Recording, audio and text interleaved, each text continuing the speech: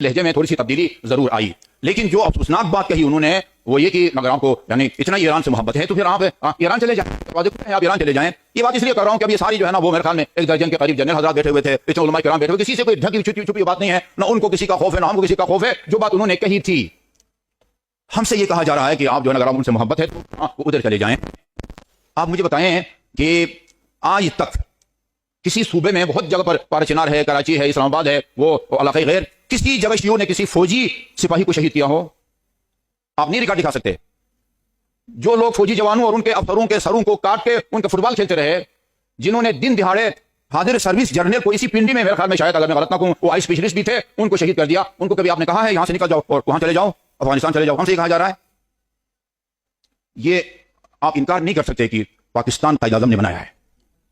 ہر officer, میرے خیال میں 17 یا 18 ہوں گے، مجھے معلوم نہیں ہے، مجھے بتایا کہ ہر آفیسر کو ایک البم دیا جاتا ہے، اس البم کے اندر قائد اعظم کا نکاح نامہ ہوتا ہے۔ ہمارے ایک دوست ہیں قائد اعظم میں ہوتے ہیں، وہ پہلے سرکاری ملازم تھے، اسی بیو ایریا میں ان کے پاس گیا ہوا تھا، انہوں نے وہ دکھایا فارسی میں ان کا نکاح نامہ وہ اس البم میں رکھا ہوا ہے، اس میں لکھا ہوا تھا محمد علی جناح کھوجا شیعہ اثنا عشری۔ ہماری فکر نے پاکستان کو بنایا ہے، ہمارے مال و دولت نے پاکستان کو بنایا ہے، ہمیں آپ کہتے ہیں یہاں سے نکل جاؤ اور یہ ملک کو ان لوگوں کے حوالے کر دو جو سیر سے پاکستان کے وجود کے مخالف تھے۔ سب کو پتا ہے وہ پاکستان کے، ابھی ان کے بزرگ کہتے ہیں، ہمارے بزرگ، مجھے یاد ہے ابھی وہ بزرگ اس دنیا میں نہیں رہے، ہمارے بزرگ پاکستان کے مخالف تھے اور وہ جو ان کی دلیل تھی آج تک وہ دلیل غلط ثابت نہیں ہو سکی۔ یہ میں نے خود سنا ہے اس عالم دین سے جو وہ کیا کہتے ہیں اس سوچ کے مالک تھے۔ یہ انتہائی افسوسناک بات ہے، ان سے ہمدردی، انہوں نے ہمیں کافی آیات سنائی، لیکن وہ ظاہر ہے وہ اپنے مطلب کی آیات ہر کوئی سناتا ہے، ہمیں بھی اپنے مطلب کی آیات یاد ہیں۔ یہ آیت میں نے آپ کو سنائی ہے، لا ترکنوا الی الذین ظلموا فتمسکم النار۔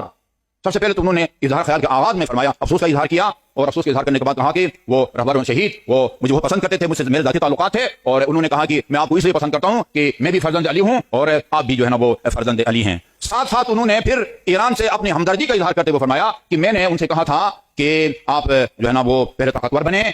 شروع میں تو انہوں نے علم کی تعریف اور جہالت کی مذمت کی، یہ کفار اجتماعی طاقتیں جو ہمارے پر مسلط ہیں، اس کی وجہ یہ ہے کہ انہوں نے علم حاصل کر لیا ہے، اور وہ علامہ اقبال کا شعر بھی سنایا، وہاں اپنی جو ہے نا وہ آثار علمی کو دیکھتے ہیں دل جو ہے وہ سیکھا ہو جاتا ہے وغیرہ وغیرہ۔ میں نے کہا طاقتور بنو، یہ دنیا جو ہے وہ جنگل کی طرح ہے، جنگل میں راج اسی ہوتا ہے جو سب سے زیادہ طاقتور ہو۔ ابھی بار بار جو ہے ایک آدمی کی مداخلت مناسب نہیں تھی، یہی تو درد ہے ہمارا، ایران کو طاقتور بننے نہیں دیا جاتا۔ اور جی یہ تو بنا رہا ہے، کیا بنا رہا ہے۔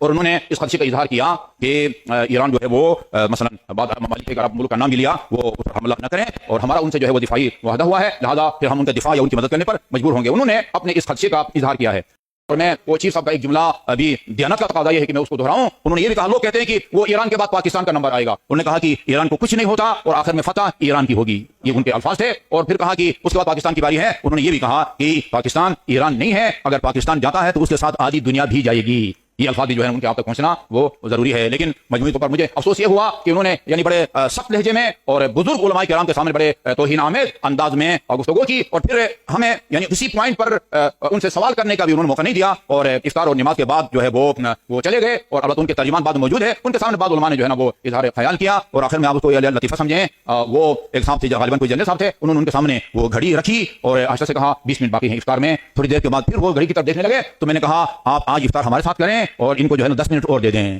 چنانچہ اس دن ہم نے افطار ایک ساتھ کیا، پتہ نہیں روزہ مکروہ ہوا یا ان کا نہیں ہوا۔ اعوذ باللہ من الشیطان الرجیم، بسم اللہ الرحمن الرحیم، قل هو اللہ احد اللہ الصمد لم یلد ولم یولد ولم یکن له کفوا احد۔